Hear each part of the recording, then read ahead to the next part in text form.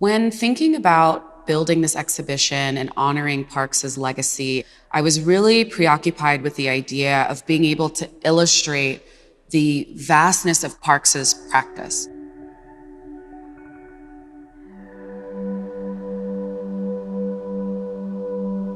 When we think about Parks's legacy, of course, we think of the resulting images. But when you delve deeper into his practice, read through his writings, you see that he really developed almost familial relationships with so many of his subjects. One of the things that he was really passionate about was being sure that he wasn't just stepping into a community, but that he was really taking on the narratives of his subjects and telling them to the best of his ability.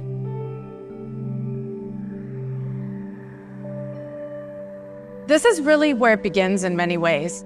He decides to move to Washington, D.C. and apprentice under Roy Stryker at the Farm Security Administration. While he's there roaming the offices, he comes into contact with Ella Watson, who was a government charwoman. He spends almost 2 weeks with Ella Watson, following her around, and not just photographing her in her work environment, but photographing her daily life and her community, and really creating this broad portrait of her. What he's trying to do is kind of show the unexpected, and then that's how these photographs turn into a form of activism.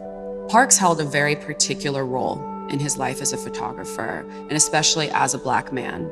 For much of his career, he worked at Life magazine, which of course had a largely white audience.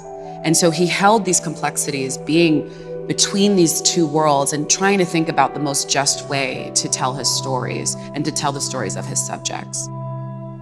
This was a body of work done in 1948 that was titled Harlem Gang Leader. Red Jackson was a teenage boy living in Harlem who was a gang leader, and Gordon meets him and begins to follow him. He takes the story and he pitches it to Life magazine. The magazine takes these photographs and they kind of manipulate the story to show who a Harlem gang leader is, the sort of stereotypical view. But then if you look at the broader body of work that Gordon photographed, you see that what he's doing is really what he did with Ella Watson. He's showing his home life. He shows him as a community leader, as a family man who's really there to support his mother and his siblings. One of the things that Parks really understood was that the spaces that he was coming into, he went into them by invitation.